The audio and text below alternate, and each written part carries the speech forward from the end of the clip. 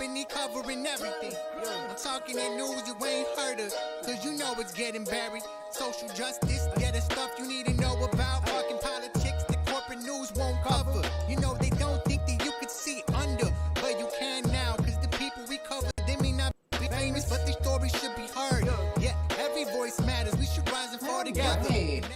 Welcome to Wednesday and Hair of the Dog. Thank you, everybody. I am Kerri Barber for Progressive Insider, and I will introduce to you my lovely and talented co-host here, Andy Kennedy. Good morning, Andy. How are you? I'm wonderful. How are you? It's been a day. So the part of a day. Things get started early in my house, so by the time other people get up, I've already lived half the day through. So yeah, lots of things, but lots of really cool things went on last night that if you're watching corporate media, you will have missed completely. So I want to get into some of those things real fast. And then, oh, hey, good morning to Mike Patino. He's one of our patron supporters. Thank you, Mike. But there were some really cool things that happened overnight, some stories that we're going to be working on, and then we have today a special guest. So real fast, Andy, were you aware that there was a massive election yesterday? Vaguely. I was kind of aware of it, but based on polling stations, it couldn't have been very big. Oh, yeah, no. So some of these elections will not be decided for days and weeks. But I was out scouring headlines of corporate media because that's what I do. And there was this one headline from CNN I absolutely have to share. I think it was it made me laugh. So I'm going to put that up real quick. So this was CNN's headline. It says 3 takeaways from primary night in New York, Kentucky, and North Carolina. They said 3. Andy, your top 3 things you think that CNN covered?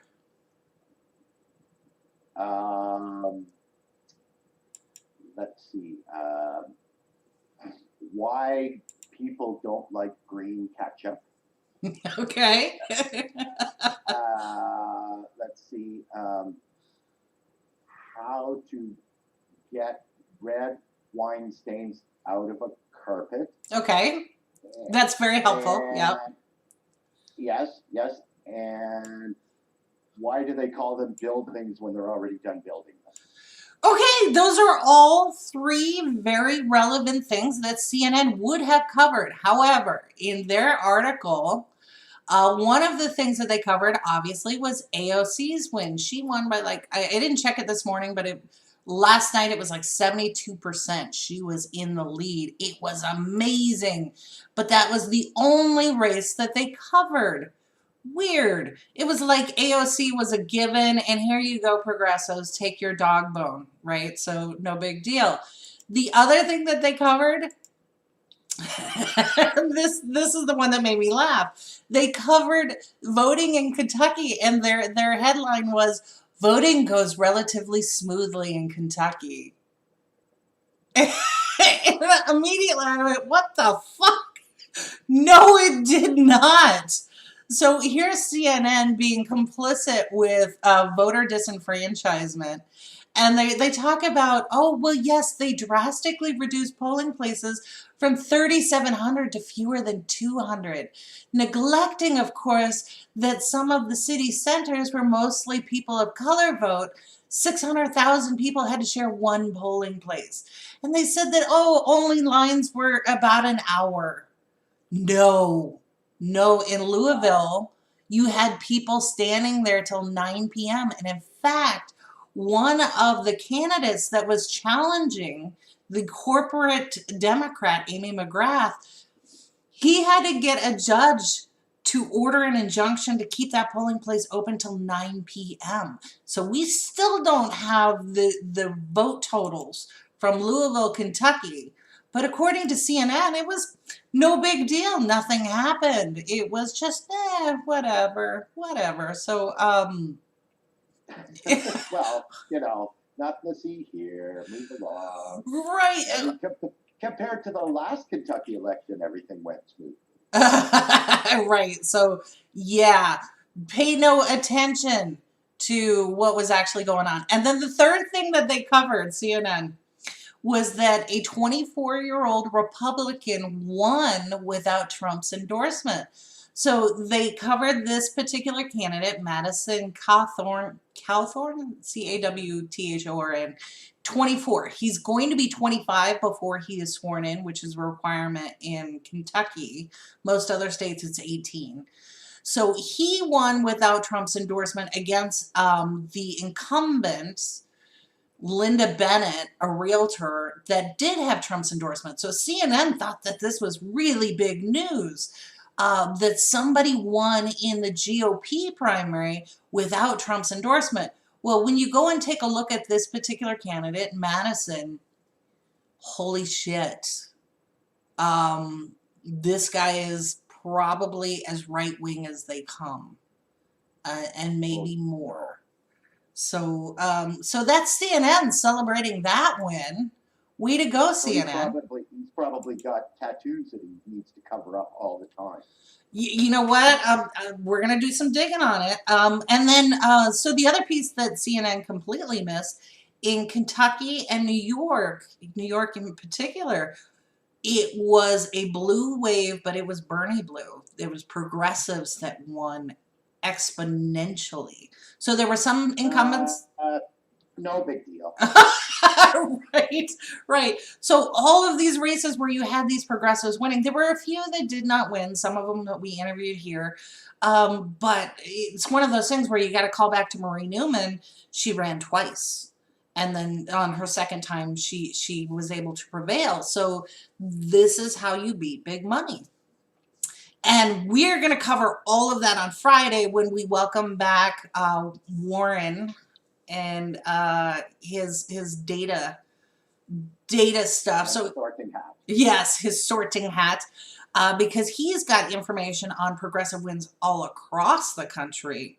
So we want to make sure that we follow up with that, because there are so many progressives winning, especially in red states, West Virginia and Nevada, that holy cow, corporate media is not going to bring this to you, but we certainly will, because this is newsworthy. I think what it shows is not just the tide is changing when it comes to tearing down systemic racism and all of these things that come with it, but also how the Dem Inter folks are really making some significant headway. So I think there's over 114 new progressives that will be entering Congress. That is huge, huge. Wow. Oh, wait a minute. No big deal. No, it really is a big deal. So you see the Dem exit with formation of a new major party, and then the Dem Inter. I mean, this is huge. So while we were going through all of this turmoil and upheaval, keep this in mind that we haven't stopped fighting for our own democracy, right? So what we saw in Kentucky and even in New York, we had Lauren Ashcraft had a bunch of people send her information about their mail-in ballot, where they got a mail-in ballot and her race wasn't even on it. There were races missing from the mail-in ballot. How does that even happen, right? So New York is a same state where, 200,000 registered voters were just dropped from the polls, and it was done by Democrats. So it's not just Kentucky that we're looking at that's backwards, it's New York. So all of these things kind of come into play when we talk about the entire landscape of policy. And Rome had a good show last night, Rome's Rebellion, where he was talking about what it means to live in Detroit and have that kind of segregation. Well, Michigan primaries had some of the same results, right? Where there were few polling places, and they were right in the middle of the COVID epidemic and all of that upheaval. So all of these things truly matter, especially in the down ballot races, not just the primaries. So one thing that's interesting here is all of these news sites, when you go to look at the primary race, all they give you is the top ticket, presidential. So for those of you who are still counting delegates, and you should be, Bernie took 19% in New York, so he will be eligible for delegates. Kentucky, it doesn't look like he will. As of this morning, it was like 11-12%. So those ballots are still being counted. There is a chance he may be able to take some of those if he gets over the 15% threshold. So good morning to everybody joining. There was, I'm sorry, I'm interrupting, Kerri, but I heard that in some counties, torn down Confederate statues got more votes than Bernie. I wouldn't doubt it. I wouldn't doubt it. And that's one of the things that there are two stories that we're going to be working on here. One is the all of these myths around the culture of the Confederate flag, and there have been so many good reports about where this comes from. This is, you know, honestly, just sneak peek. 1964, Strom Thurmond, who served in Congress for like 20-30 years, good friend of Joe Biden and all of the people in the Republican Party, grand wizard of the KKK. That's where the propaganda came from to revitalize and build these statues. These statues haven't been there for hundreds of years. They've been there for less than one lifetime. So it's part of the bigger lie that segregationists are still telling this morning. So we'll work on that. And there was a story out of Wisconsin that was interesting. And for me, living in Chicago, I see parallels. There is a rumor that this house was a known sex trafficking house where young girls, teenagers, whatever, were being kidnapped and held and sold. And neighbors had suspicions about this house. Well, the rumor is that it was actually owned by a police officer in Milwaukee.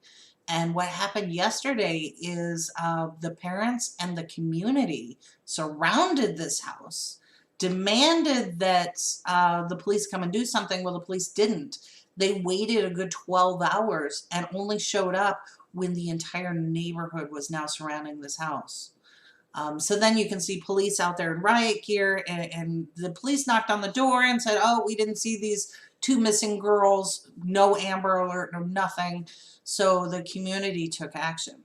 And the same thing happened here in Chicago, where the mother of a teenager who was in the process of being recruited for sex trafficking knew where she was. The police wouldn't go there because the person who asked them to be there was Jedediah Brown. And Jedediah was in the middle of a lawsuit for civil rights violations, so the police refused to go. So we'll have that story as soon as we piece it together, but you can see it trending on Twitter and social media. So really important things happening that corporate news is not covering. So, Andy, do you have anything to add before we bring in our very special special guest this morning? So I know you have to leave early. So I know. I just actually just enjoying the outdoors today. Like that, had a video just watching the trees gently sway. You know, Andy's in his place of zen. That's right. That's wonderful. Do the rest of it. I love your T-shirt, by the way. Thank you. It, I believe it is a one of a kind so far. So far, yep. So far, you have the only one in existence. So I want one. I don't have one. You can have one, but you can't have this one. Oh, okay, gotcha. Then it's all good. But yeah, so that is actually coming where we've had quite a number of requests for some of our shirts, and we are getting ready to make those available to people. So yeah, so there's that. So all right, without further ado now, I want to welcome back a very special guest. We early on, and I checked it out, it was like 21 weeks ago, we did a story on Nick. There he is. Hey, Nick.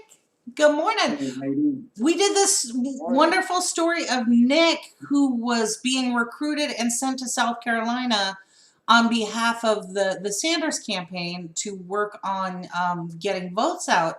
and we kind of kept in touch with Nick and all he's doing, and then happened to come across the story where there was some issue with your family. So Nick, first, welcome. How are you doing? And then let's get right into it. What's going on? Hey, I'm happy to be on. Thank you for having me. I had there was a lot of attention that needed to be placed on mental health, and this is something I kind of learned personally because I don't know what kind of caused it. I don't know if it was because of what's going on in her personal life. I'm trying to be respectful of their privacy as well, but obviously my sister been under a lot of pressure just trying to survive and being a single mother and all that stuff. So unfortunately, she had like some sort of mental break that kind of altered her personality. Once again, I want to be respectful of her as much as I can, but it was pretty devastating for our family, and to kind of deal with that, it was a very big personality change. It pretty much stopped her ability to work. And at the same time, on top of everything that's going on with COVID-19, the fact that we in this economic depression, the fact that we have these protests going on across the country. I mean, you couldn't pick a worse time for this to happen, right? So this is what I was going through, and obviously I was trying to grow my own personal YouTube channel. I was putting out content. I had to stop doing that. And anyone who followed my Twitter page, they'll know that I'm pretty open. I'm an open book, and I'm kind of a take it. If you don't like it, you can leave kind of person on there. I share my experiences, and when I go through this, and you can see how it reflects in my politics. Because one thing that we struggle with is the fact that we don't have the ability to afford mental health care and the treatment that a lot of people in the upper class may be able to afford. I mean, I never had a therapist. I never had anyone like really talk to me about that kind of stuff before. Like there was like zero focus on mental health in our family. We suffered through this, and this is something I learned like throughout this last few months. I heard stories from people in my family I haven't heard in my entire life. Well, Like Nick, people telling me about you bring up a their good stories. point. There's a little bit of a taboo around it, and I will freely admit two things. Number one, we are not streaming on Twitch this morning because we're in solidarity with the survivors of sexual assault and sexual abuse. And Twitch right now has a couple partner levels, who have kind of, well, not sugarcoat it, but they have turned the tables and the narrative against the victim. So victim blaming. And you have this entire, I mean, what is it? 1 in 4 women have gone through sexual abuse and are survivors of sexual assault and end up with chronic PTSD. Right. And we don't talk about that, and we don't encourage them to get the help that they need. Now, I fall into both of those categories. I have PTSD, and I am a survivor of the same thing. Not something I'm comfortable talking about yet, but for me, when I went to go get help with a therapist to deal with the PTSD symptoms years ago, there was still this taboo where there's something wrong with me that I need help, and we just don't talk about it. So, Nick, in your family, you said this is not something that was pursued. So, how did those conversations go? How do you get past that hurdle that no, this is okay, just like you would go to a doctor for a physical thing, this is okay to get help from a professional? What were those conversations like? Those conversations were tough. We even had intervention for my mom because my mom had her own mental health episode she's still struggling with right now. I'm not sure that was in response to what happened with my sister or whatever, but it's like I said, it could not be worse timing. Both of them have these episodes at the same time, and one big struggle that we had is my mom is very close to my sister, and she's almost like, even though my sister's a grown adult, she's still almost like a guardian in a sense. So both of them have these issues at the same time. Then it didn't help because my mom, she was kind of in a state of denial about everything that was going on, and we couldn't get her help. And we had everyone that come in. It was my brother's idea. Big props to him. He pretty much stepped up to the leadership position throughout this entire crisis that we were going through. He organized an intervention, and it was hard to sit through, man. It was very emotional, and we still couldn't get her to accept that she was going through an issue. Like she just don't want to accept it. And money played a big part of it. That's one of the reasons why she didn't want to get help, because she's like, I don't want to spend this money for something I don't even really think it's a thing, because it's just not education that we was taught growing up. And like you said in your personal story, I heard it all the time. Even when I was in South Carolina, I was talking to good friends, and she was talking about the rape culture that exists down there. Where you like, she was like almost everyone she knows. She was a conservative that was volunteering with Bernie Sanders. She said everyone I know was pretty much sexually assaulted. She was, and there's like no recourse to get justice in those situations down there. And you don't see that much up here as well, but what you see it throughout a lot of cultures and throughout the country. Because I talked to my other friend, she lived in D.C. I literally know a lot of people on Twitter. I don't want to say their names because I respect their privacy. I talked to them, like the amount of people who, especially women who survive sexual assault, is insanity. And this is something I'm learning recently, and it was embarrassing because when I was younger in my early 20s, I didn't really understand this kind of stuff. I remember when the Bill Cosby stuff came out. I was thinking like, what? That can't be true. That's insane. I remember having those thoughts. This is something I've been educated on throughout the years now. The culture has been so toxic. Yeah, and we saw the for anybody who didn't see the TikTok video, there was a woman who did a TikTok and she wanted people to duet it because TikTok disappears like Snapchat, but if you duet it, then you create a chain. And she did the, have you ever with, put your finger down if this and that. So if you haven't seen it, go check it out. But what was amazing about it is the number of people that could confirm, yes, I have been drugged. Yes, a friend of mine's been drugged. Yes, I have done something that I didn't want to do because I was afraid for myself. And so just having this conversation, we've had we've had two therapists on who talked about self-care. And Nick, you touched on this here about everything that's going on. These are massive social and political upheavals. So you have all of this, and then behind us is this huge threat of annihilation called climate change. And we're not dealing with any of this stuff adequately right now.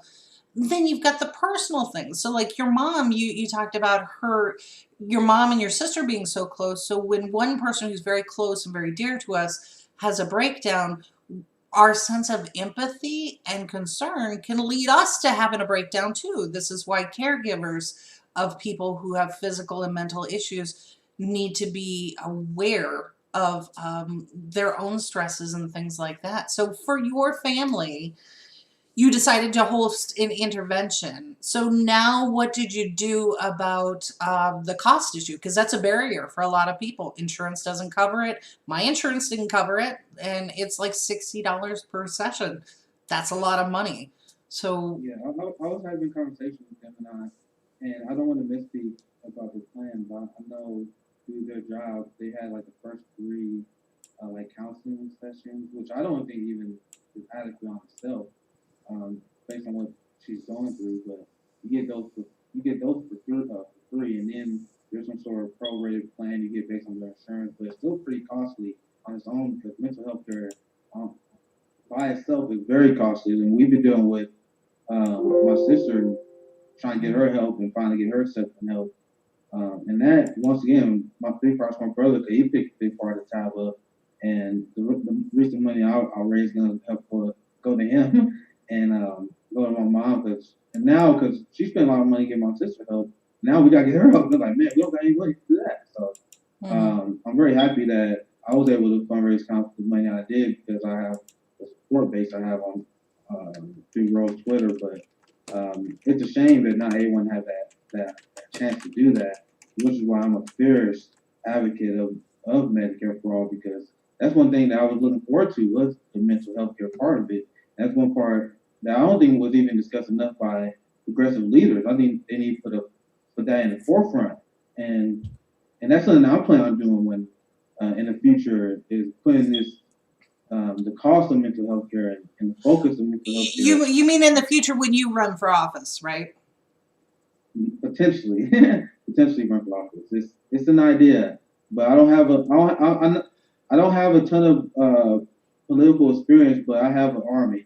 I have people who's gonna support me. So Plus, you have life anything, I'm more if anything, What was I'm that, more than Andy? happy to push the direction to the left, because I promise you, if I run, it's not going to be a milquetoast campaign. It's going to push a lot of boundaries. Right. I mean, like for example, I could easily see myself running on a 4-day work week. Oh, I totally I'll support run that. on legalizing all drugs. I run on UBI. Like I'm not. If I'm gonna win, I will win. I will win it my way. And even if I'm not able to hit that threshold to win, I'm happy to like just put the conversation where I think it should be at. So it's an idea, because I've been blessed with a megaphone and I'm going to use it, right? So, and Nick, I need to interrupt you here for just a quick second. My apologies. We have to say goodbye to Andy because Andy actually has an appointment he's got to get to. So, Andy, any last thoughts before you get out of here this morning? Well, because I'm a little pressed for time, I won't get into it. I'm just going to wish Nick luck with all his with all the things that he's got going on, and all the best to his family. And I hope that you guys come out of this stronger and better off. And you know, I did want to say that if you're considering running, we are the progressive left. We prefer our candidates to have no political experience. That's exactly, boy, isn't that true?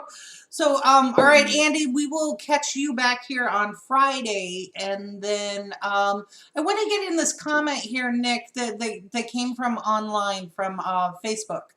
So this person writes, when I was growing up, I was always cautioned about dressing in a manner to avoid any advances. The onus seemed to be on the girl and not those, and not being out of line. That was pushed by my grandmother and her friends. Luckily, that thought process did not stand with my family.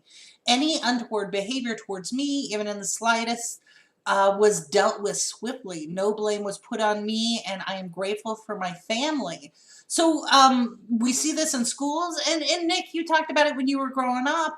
This was never a thing that came up, right? So we still today have dress code violations for a teenage girl wearing a tank top or, you know, shorts. They've got to be measured. So one reason why, like, being an ally towards feminist issues like this is a no-brainer for me, because I grew up and I've seen it. I remember the culture of if a woman dressed a certain way, she kind of deserved whatever sexual harassment she got. Mm-hmm. Like, it wasn't like said, it wasn't ever explicitly said like that, but it definitely was implied.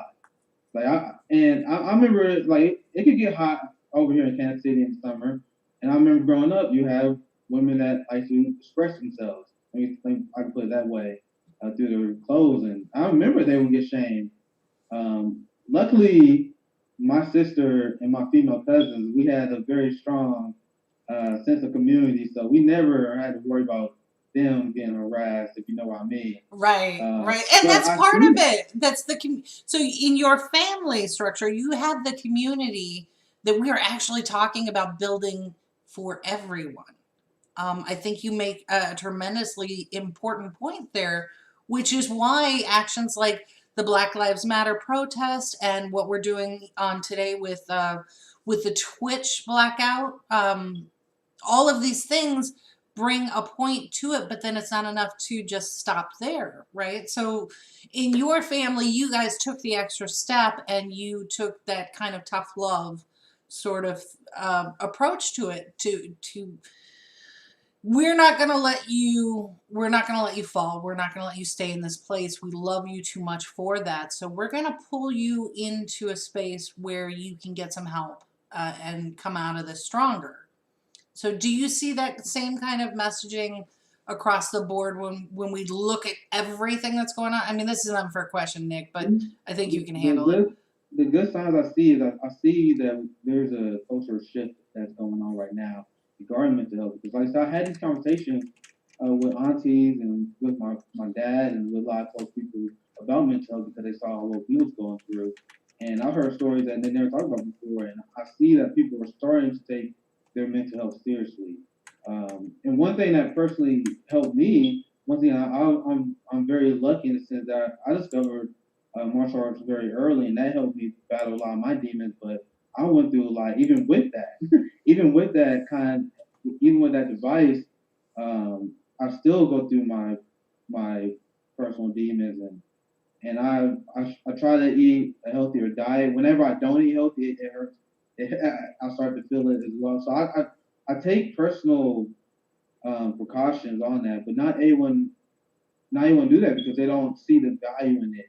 And I see it in my personal life through other people I know and people that go through their demons. And I have friends that I consider brothers. And this is something that I realized that was very important early on is that you got to have this community of people that love and care for you because the way that humans was developed and the way we are designed to have small communities. And I think what happened, especially in this culture, which I always say that we have a toxic culture. What happens is people get stuck in their cubicles and they get wrapped and obsessed with making money and they fall in love with wealth and they get focused and obsessed on that and they don't have that community, they don't have that support. They fall out of favor with their sisters or brothers, their friends, and these are the people you see that they have everything, and if you wonder why they are depressed, they were going through all these issues. Once again, there's a lot to be said about like chemical imbalances and all that. That's a different conversation. But there's also something to be said about how we are shaping our society and how this is affecting people's mental health. Mhm. And this super capitalistic obsession we have towards worker productivity, even at the cost of family and being there for like kids, because like people always want to talk about black men not being there for the kids. My dad wanted to be there. He did, but he's working 60 hours a week. Exactly. So we're pushing back on these narratives, but real quick, I wanted to touch on this thing you talked about, chemical imbalance. And I had my own experience, and I'm not trying to bring it back to me, but trying to keep privacy for other people. But in my own experience, I had an issue with depression in January and February and could not shake it, couldn't understand what was going on. And then I was due for a physical, and it came back that I was low on D and B vitamins. And so they put me on an aggressive, pretty strong dosage for like 4 days, and like that, I was much better. So this goes to access to healthcare and proper nutrition. And we look at like all across the country where you have food deserts, or the cost of food is, we know that it's cheaper to eat like crap than it is to eat healthy. So we're looking at an entire nation that is being affected by environmental pollution in the social justice communities, in what they are able to afford to eat, lead in the water. All of these things play into it. And you're right. The fact that we don't have mental health care as a forefront to what we allow people to access is a massive issue. And I think you saw it in your family. I saw it personally in what I was doing, and even today, like it's cost prohibitive for me to go and see a counselor for PTSD all the time. So all right, Nick, you're king for a day. You mentioned Medicare for all. What else do you see is something that we can do in our own communities? Like if you take the example from what your family did for your mom, your sister. How can we translate that into community? Any thoughts on that one? So there's a few ways we can go about this, right? You have the electoral method, and that's focusing on Medicare for all and getting bills passed. We lost the executive branch when Bernie Sanders lost his race, but we're seeing a lot of great things going down in down ballot progressive races. Um, we seeing on the left winning. You're seeing even exit polls. Medicare for all is surging in popularity. 68% independents support Medicare for all. So, but I don't think you should focus only just on electoral politics. I think there's a lot of direct action that should be done and a lot of organizing and protesting. That's why I love what we're seeing right now with the protesting, the organization that we see in the streets right now, because I think this is truly how you have change. And something I would love to see is more of a almost of a community form of socialism, because right now we have a GoFundMe, which is a large healthcare provider. I mean, why not get rid of the middleman? Why can't we have organized communities that can help cover each other's healthcare costs until we get the Medicare for All bill passed? Now that sounds like a big lofty ideal, but that's the kind of direct action that we need. We need that kind of organization. And I was like, once again, I was able to raise I was blessed. I'm able to have a megaphone, but not everyone's able to do that. And one thing I would love to be able to do that is to do in my community and trying to spread the trend is we don't have to entrap ourselves within this super individual pro-capitalist system that's like everyone for themselves, right? Mm-hmm. So I think we should focus more on community building and almost like a community socialism where we can pool resources and help take care of each other, because that's what we do in our family, right? And that's the kind of traditions that a lot of communities had throughout their cultural roots that have been whitewashed. There's been cultures that have been more focused on the individual, but if you look at a lot of Latino communities, they always had a culture where they have a family unit that stays together throughout their life. Like it's common where they'll have the grandparent, they'll have the parent, and then they have the children, and they all take care of each other. And then their neighbor would be their cousins who all have family members take care of each other. Right, and right. Then not only that, you have people of other ethnicities. That was very common in African tribes. So well, it's like this is a culture that we can't forget. Go ahead. Yeah. So you just sparked an idea here. So we hear on the message of defund the police, and there is some merit to that, because when you look at how much we're spending for a police force, a militarized police force, a lot of that money could go back to the community. So maybe I'm way older than you, Nick, probably, but I remember we used to have community centers. It wasn't just a pool and a gym and whatever. It was a place for people to meet and to have discussions and to talk about things that are coming up in the neighborhood, issues, problems, celebrations, whatever. So what if part of defunding the police went back to developing community centers and hiring a couple of these social organizers and counselors, certified counselors, to help the community? So we get the mental health, you get the physical, you get the sense of community. So it's kind of like adopting the same model that you're talking about on a family situation and expanding it into a community. And you notice that the critics of defund the police, they always straw man an argument, and they never present it because they realize that we have an argument that can turn ideas.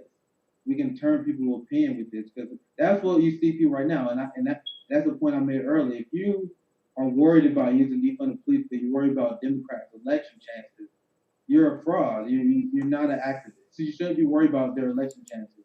Our goal is to shift public opinion. And you already saw it. There was a morning consult poll that showed that public opinion is already shifting in favor of defund the police. Mm-hmm. Because they know once we actually make the argument, the burden of proof isn't on us. The burden of proof is on people who are advocating for reform to explain why the reforms of the past didn't work. They need to explain why we spend so much on police budgets and not enough on education. Now, can you imagine if we spend the amount of money that we spend on the police budgets and we had put it more in the community centers? Because we had a community center initiative in where I live at in Grandview. It's mostly a black suburb now. It was a heavily gentrified area, but we have a community center. We call it the View. It did a lot of work for the community. It's a great place for teenagers. When I grew up, we played basketball there. It's a great gym. They have a community area where you can have meetings. There are a lot. You can host parties and do fundraisers, do events there. But imagine if have more funding. That place could easily have more funding. Will we have another one? Will we have more programs that will focus on developing the mental health of developing youth and teenagers? That's the way you can drop the crime rate. Because that's one thing I always tell people who are critics of defund the police. Because people who are critics of defund the police, they are deeply unserious people because they believe that real life is like a Die Hard movie where police are like saving people's lives. And you might hear one or two stories every once in a while where a cop may save someone, but you also can pull a story of civilians saving someone. It's not like any difference between that. So cops don't prevent crime. They don't save lives. They clean up afterwards. We can easily shift funds to have like mental health advocates that can show up on the scene of domestic violence, not domestic violence, but any kind of like domestic incident. Someone who like specializes in that, they can come in. So you see how we actually have arguments, and they try to twist it the other way around. They try to pretend that we're the ones who are not serious. Right. They can't actually battle us because they can't even argue against the very basics of what I'm saying right now. So, Nick, for anyone who doubts what Nick is saying right now and not following it, something came out yesterday or over the weekend. The days are running together, but here in Chicago, we know that the lawsuits against police are well over $200 million. This is a city where we have closed schools, cut funding for teachers, cut after school, cut music, art, and all of these programs that help with the entire student performance. We cut all of those. Yet there was a gentleman who has been sitting in the Cook County jail, and he posted a sign on the window, and people got pictures of it as they were protesting for the Black Lives Matter. That gentleman has been sitting in the Cook County jail for 6 months because he could not afford the cash bail. We have people sitting in jails for parking tickets because they cannot afford the cash bail. So, Nick, to your point, not just community centers, but looking at everything that we're doing. Does this make sense? Are we in a punishment and throwaway where people just don't matter, or are we? Yeah, go ahead. People that like to sugarcoat all these issues. One reason I think I kind of developed the following I have is I'm not one to sugarcoat it.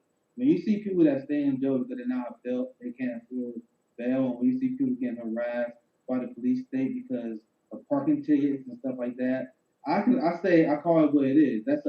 We live in a fascist police state where the ruling class is weaponizing the police force against the working class in the hood. Because that's what it is. There's a story I read not too long ago where they said they don't like spending a lot of money going after white collar crime because they don't have a good turnover rate on that. They don't prosecute a lot of those cases because it's hard, and they got to spend a lot of resources to go after the white collar crime. So they rather shift attention going after stuff like parking tickets because that's easy cash. That's cash money. That's cash money right there, and that's a deeply regressive way to have law enforcement, right? Mm-hmm. So instead of having a lot of resources spent going after white collar crime, instead of having all that money going after sex trafficking, for example, something that we don't have enough resources that go towards, because that's a rampant. A lot of people don't understand that there's more profits in sex trafficking than drug trafficking. Oh, absolutely. And here in Chicago, Chicago had over the last summer, we had like 50 black women disappear. Yeah. No alerts, no nothing, nobody looking for them. It was community people that were actually looking for this women, trying to find where they were. And then we had an ex-police officer arrested for sex trafficking. But that is where the story stopped. So real quick, I want to get to this comment that came in Okay, so this going back to mental health, they say that many mental health providers are charlatans who don't heal, maybe don't know how, and in short, they heal when they can have a steady drip of income. Who is looking over their shoulder to check? And some are lucky who, some people are lucky if they do get a counselor and find someone who is worthwhile, and it is word of mouth, trusted from friends, good luck, and they suggest don't look for people in posh offices. So I will say with every profession, right, the top of the class and the bottom of the class, we still call those people doctor. So you've got to find somebody that you're comfortable with, and then also, from my own experience, working through some of the behaviors that I was exhibiting as a result of PTSD. First, I had to acknowledge it, and then you actually have to do the homework. So it's not, you don't sit down and have a conversation and suddenly have a breakthrough. Part of this is like what I was looking for was practical things that I could do when I started to have an issue with a PTSD moment. And so something as simple as like, it never occurred to me, take one of those hair bands and snap it on my wrist, and that helps refocus the alpha waves in the brain so you're not spiraling. Those are things that I learned from having a good counselor. This was not my first counselor. I had a couple others who, yeah, they were shit. But I was lucky enough to find somebody who fit my personality and fit what I was looking for. I didn't want to have a weepy cry session. I wanted practical steps. You know, step one, step two, just like you would if you went to a gym and you were looking for a workout plan. That's what my focus was. So yeah, just because you don't get a good counselor the first time, don't give up on yourself. I think it's a really good point. This is a struggle that we're going through right now, because not only will we dealing with the now to handle this on my sister and my mom's part. There's also not understanding. 'Cause I know what I understand, because I kind of read up on these issues and I talk to friends who've been through mental health issues, that advancements in mental health care is still in a very infant stage right now. And when you got people diagnosing people, there's a lot of guesswork going on. Because, for example, if you have like a cancer, like if you have lung cancer, they'll look at you, oh, you got lung cancer. It's like it's 1-2, just like that, right? Mm-hmm. But when you deal with mental health, you got some people will show one symptom if they have dementia, and some person will have dementia and they'll show another symptom. Like it's like not everyone will have the same qualities built in their own personal mental health issues. So right now there's a lot of guessing going on, and there's a lot of guessing going on what drugs they should take. I had a friend who had a mental health issue going on, and she was prescribed the wrong medicine for years. It made it worse. That made the chemical imbalances even worse. So what happened there? Right. Was that person? It wasn't malicious intent. They just got it wrong. It was a wrong guess, because mental health isn't perfect. So what happened is they went to the hospital the first time, and my sister, she didn't want to be there. She was still in denial, so she was like, oh, I'm okay. She just told them what they wanted to hear, and they're like, oh, I guess we can't find anything. Take a meds. Like, what? Like, I remember being furious, and I remember I knew this is how it goes, because I knew what to expect, but a lot of people in my family didn't really know what to expect, so they put a lot of faith in these people who was in charge. That was when my mom felt bad, because she didn't know that much about mental health care. She went to the hospital, and they were like, oh, she did care of meds. She's like, well, I guess nothing's wrong. Like, no, there's something clearly wrong. Are you kidding me? Like, I don't care what they said. You touched on that. It's not just a mental health portion of it, but it's our mentality that, well, okay, so this is a delicate thing, but just because a doctor says X, Y, and Z doesn't mean you shouldn't get a second opinion. Yeah, exactly. Right. That's what I was saying too. One thing, I don't want to get too much impersonal, but that was one thing I was saying too, because there was an intense debate on how we was handling it. We wasn't equipped to handle it, because it was and we are luckily we love each other when we disagree and love each other. If we was disagreeing and love each other, me and my brother, we had to make hard decisions, and it was tough. We fight each other and we talk to each other like, I'm sorry, man. But it was tough to make a decision. We didn't know what to do. But point is that there's not like a solid direction to go when we deal with the healthcare. There was the argument I was trying to make. So when you go in for the first time, you have someone who may not get it right, whether they give you the wrong medicine or they tell you you're not. Or they like, oh, maybe you just need to sleep it off, or you. And that one person literally like she needs to sleep more, get the medicine, and then she go back to normal. And guess what? That didn't happen. And then she went in again and went in again. She's been in and out, trying to figure out what's going on with her. So imagine if, and that's what I was trying to advocate for. I was like, yo, she need to get her in there, and she didn't want to. So, but imagine if you just gave up on the first try. Yeah, oh, absolutely. Then you're in a worse spot. So I commend you for your courage, you and your brother and your entire family for going through this in a time of crisis where it is so difficult. So it's an amazing story. Thank you for sharing that with us because it is tough to talk about and particularly difficult when you are trying to respect privacy of the individuals involved. So this is such a worthwhile and necessary conversation. Thank you, Nick. So I did notice that your GoFundMe now has met the goal. So what are your next steps? Are you going to continue it? Are you going to use this as an advocacy platform? What are you going to do from here on out? Well, it's always weird when you make the GoFundMe because you never know what to put at the go. It's like, man, I don't want to think too greedy, but at the same time, mental health care is very expensive. And my mom and my sister's out of work right now because of what's going through right now. So I'm like, man, I put the goal at 5,000. I'm like, if I can hit that, that'd be great. But any money I can raise would help us out. And once again, I got a lot of plans for the future when it comes to my grassroots. Like me going to South Carolina with Bernie was just a start. Once again, I was blessed with this megaphone, and I'm going to use it as much as I can. And I got a lot of plans, and because I'm going through this personally, mental health definitely will be on the forefront of any project that I go forward with, whether it be a campaign, whether it be what I'm talking about, because this is why I've been a big advocate of Medicare for all, and that's one of my hardline stances. And you are hard pressed to ever change my mind. I debated this for years, and that's something I'm gonna go forward with and fighting for. And not only that, but it's tackling this in a new progressive way, because it's easy to say let's just go for Medicare for all and fix the problem, but my thing is let's go after capitalism that's causing this problem in the first place. That's why I push for a 4-day work week. That's why I push for the living wage.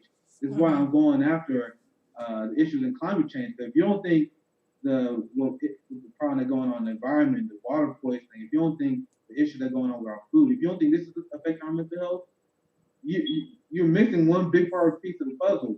And this is what I'm going to challenge on. Like, once again, I never had any hopes of being like some sort of political figure. And whether I win, whether I lose, or whether I'll make it in local media or whatever, I just want to spread these ideas.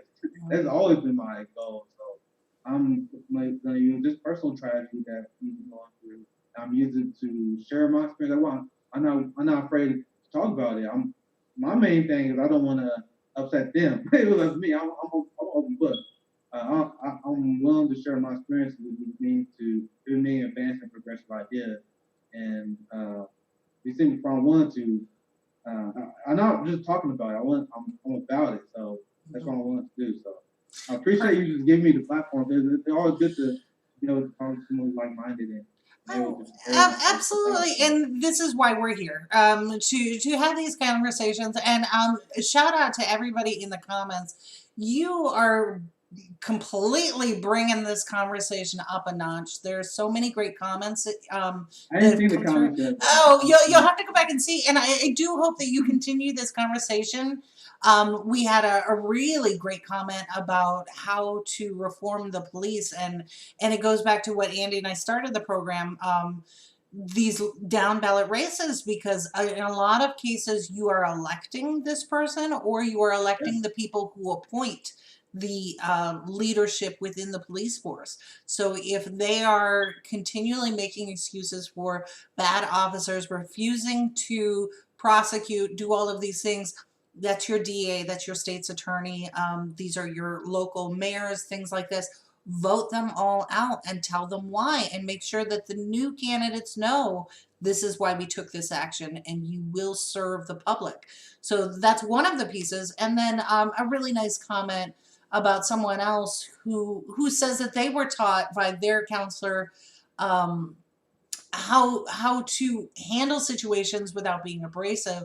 And she says, I believe it's she, I'm not sure. I was raised in a multicultural blended family, and help was needed. They got it, and they were not ashamed of seeking help, and was told, I also told who one should not go to. So it just, there's tremendous amount of conversation, and I appreciate everybody sharing their information and I need to check updates. it out. I need to check that out. Yeah, go back and check out the comments. They're wonderful. And so real quick before we get out of here, I just want to put in a plug for Friday's show. Andy and I started this morning talking about the primary wins, and you will be amazed when we talk to Warren Lynch on Friday. He's coming back, and we're going to talk about all the progressives that have won, not just in New York and Kentucky, but all across this country. And the primary is not yet over. So while mainstream media and corporate news is not talking about those wins, oh boy, wait till you see the sheer volume of progressives, open progressives championing progressive policy that are winning in their primaries. So check out that. And Nick, hang on just a minute before we close out here, and I'll talk to you when we end out. But thank you so much for coming back, and we just love you and everything that you do. And you're just such a breath of fresh air, even going through such a troubled time right now. So thank you. I appreciate you. Very good. Fun. Yeah, see, we're fun here. So if you got a topic and a guest or whatever, come on in, let us know. Or send us an email to progressiveinsider@gmail.com with your story ideas, and yeah, we'll put you on. So no problem. So with that, we're going to get out of here this morning. Enjoy the rest of your day, and to Twitch, y'all better take a look at some of your partners there. They're not doing right. So let today be a lesson for you. So on behalf of Andy, who's gone, and our guest here, thank you everybody, and we'll see you back here on Friday. Thank you.